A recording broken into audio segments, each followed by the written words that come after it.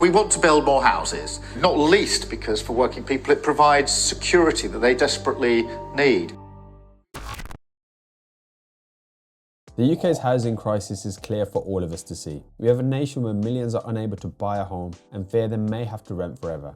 We have others who have barely managed to afford their new homes, now being squeezed by higher mortgage rates and the cost of living.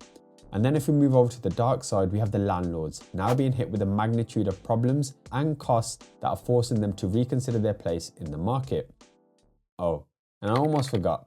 We've also got hundreds of thousands of empty homes as well, that just seem to be sitting there doing nothing.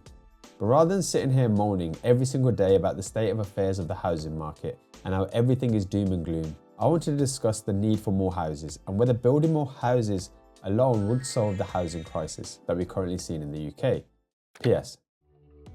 This video is sponsored by Healthxcel, so if you want to improve your physical and mental well-being naturally, check out the link in the description and grab yourselves a discount of 10% by using the code ANXIOUS.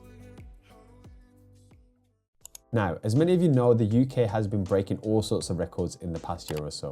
We are seeing house prices peak to their all-time highs, rents are doing the same, and we've also seen some crazy interest rates and inflation figures that I'm sure many of you watching today have probably never experienced in your life.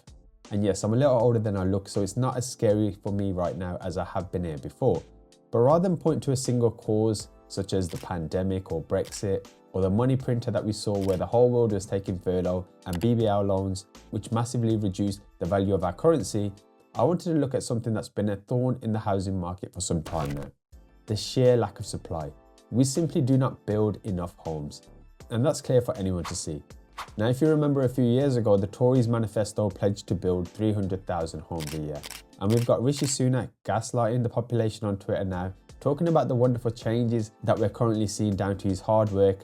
But the truth is, every one of those in power in that party has failed and added more crap to this ongoing mess.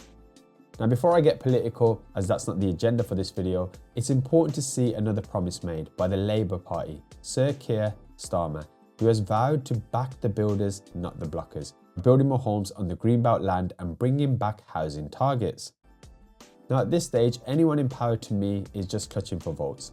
It seems that politicians are the only ones who can chat absolute nonsense or make promises they never intended to keep or even bother trying to keep and still get a fat payday at the end of the month and live a life of luxury, while the majority of us are out here cutting down on our luxuries and wearing hoodies indoor because the utility bills are also at record highs. But I digress. Back to the idea of building more homes and whether this can solve the housing crisis alone. And I just want to take us back to 2017, where the government white paper identified that the country needed to build between 225,000 and 275,000 homes annually. However, since 1970s, house building has consistently fallen short of the target, averaging around 160,000 homes per year.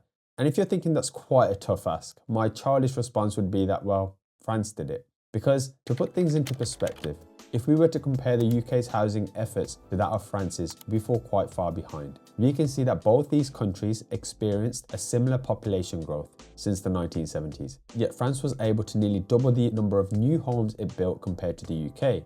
By 2019, France had constructed 16.7 million new homes, increasing its total housing stock by 91%, while the UK has built 8.9 million new homes, which is only a 46% increase.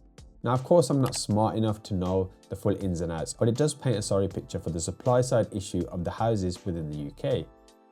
And I guess this is why Labour has opted to jump on the Greenbelt land promise, which for many years now has prevented the expansion of cities in the past. Labour is quite controversially saying it could build on the Greenbelt. I think it'd be fair to say that we've got a housing crisis in our country and we need to make some tough choices about reforming the planning system and making sure we build the homes that our country needs. And I think that's the right approach. Plus, as a house builder myself, I can say that the house building process is extremely tedious. I have finished a project that should have probably taken me 10 months, but unfortunately it's taken me nearly a year and a half. And then I have a much larger project which has taken 2 years going back and forth with planning and councils. It's so tedious just to get somebody in the room to give the thumbs up or tell us what we need to do in order to move forward. And I can imagine on a larger scale that you really aren't going to get much done in terms of fixing the issues that are so evidently present. which is why I feel providing more powers to developers and allowing decisions to be made much quicker would certainly speed up the process of new developments being built, because the process of simply getting a response or getting some feedback or somebody just to make a decision is about as fun as sticking needles in your eyes, which I've never done, but I can imagine what it feels like. However, how likely that is, that remains to be seen. Now, just to segue ever so slightly, I did share a video about how many empty homes there were currently, and I did say that this maybe could perhaps be an interim solution. But even there, we have many properties that are not fit for purpose and require thousands being spent on them.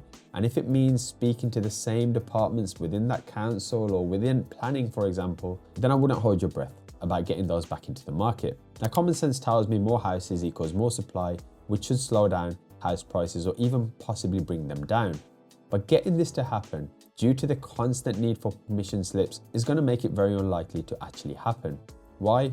Well, that's probably out of my pay grade, and maybe you can help me in the comments below. Although those getting paid to figure this out don't seem to be getting it right either, as we sit here today. Anyways, I promised myself I wouldn't sound so pessimistic in this video and instead inspire some level of hope with a solution to at least mend this broken housing market. But even as I look at the offerings we have on the table from the government, I still don't see much hope right now. Maybe it'll change with the new government, maybe it won't. But right now we have Help to Buys along with recent 100% mortgages, which all scream panic and extremely high risk plays for anyone looking to participate in them. I'm not a fan of them, my friends. And then to add insult to injury, we have inflation, which Rishi Sunak has boasted about improving recently, still causing rates to hit homeowners very hard. And with less disposable income, even if we miraculously are able to build homes over the next 5 to 10 years and perhaps meet those targets, we have to ask the question, who could actually afford to buy them without risking negative equity or stretching themselves far too thin? Again, something to ponder, I guess. Now finally, when digging around at how many houses we would actually need, there was an estimate made by the National Housing Federation in Crisis from Heriot-Watt University, who stated that 340,000 new homes would need to be supplied in England each year, of which 145,000 would need to be affordable. The latter amount being an important factor. And as much as C19 was an excuse they can use for the disruption in their house building, the house building numbers have still decreased when we look back 15, 20 plus years ago. So, bit of a lame excuse there. Now, with no real silver bullet able to solve this issue, I hope those in charge are able to formulate a plan to start to increase the housing market with more builds, along with bringing back to life those that are just sitting there empty, doing nothing. So maybe people can buy them or even perhaps rent them out. Because whether you agree with it or not, there's no denying that Brits have a crazy obsession to own a home, which unfortunately, as things stand, my friends, seems a pipeline dream that may never happen. Thanks for watching.